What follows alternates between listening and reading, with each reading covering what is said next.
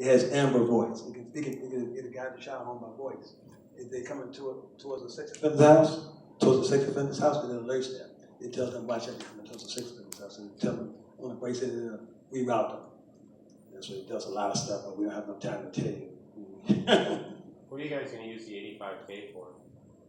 So right now it's a prototype. This is something that is a use case demonstration that we can take to an event like this, be able to present it, have it work with an app, have somebody walk around, make phone calls. That is the initial step. The $85,000 will actually make this a retail-ready prototype. That includes packaging, everything that we need to actually be able to have it either through retail partners or AT&T, which is a wholesale partner where they would have it, and somebody can click, order it, ships to their house, ready to go. Do you have any competition that's? I know you have a patent, but like, is there anybody close? Yeah, so I believe it. yeah. So there's definitely some competition out there. There are some things that are there are some parent-child watches that are Bluetooth.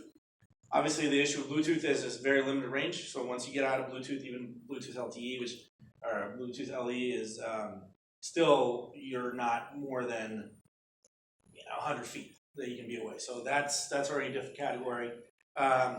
There is bracelets that allow you to make calls. However, there's nothing out there that's non-removable, which, as you brought up, that's huge because children will take stuff off and lose things, and so the fact that it's non-removable is a big deal. And the video calling, that's the technology really didn't get to 4G LTE video calling until recently, because in order to have it in this form factor is really, really hard. Even 2 years ago. And Randy has developed this concept for a while, but even 2 years ago, this was not really very effective. Even the iWatch, when it came out, didn't really do this because all it does is interface with your phone. Your phone is the real meat of the iWatch. So there's nothing out there that can do video calling, non-removable bracelet, GPS tracking, and geofencing.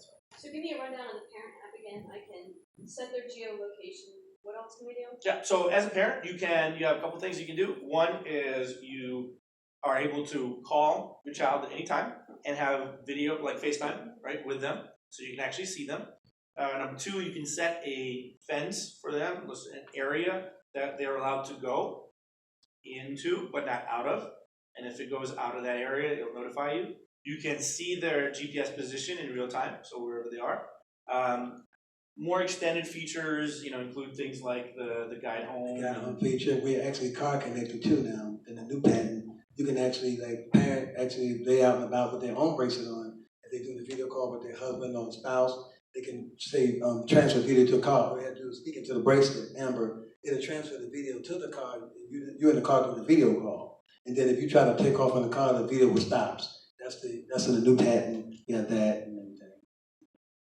How much have you spent to date? 40,000 was the development for the first. It has a lot of features. A lot of features.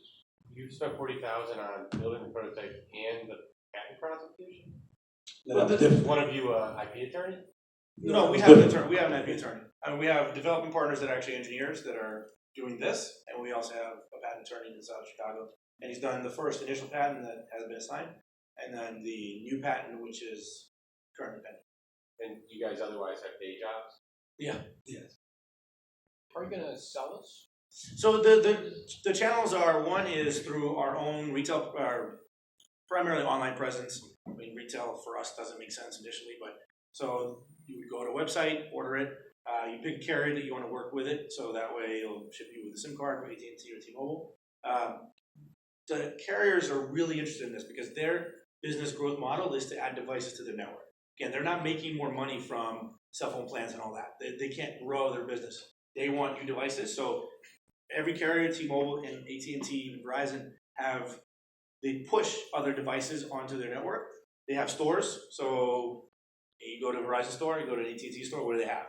They've got their iPads, they've got their all kinds of connected stuff. And then, of course, traditional retail, which is Best Buy.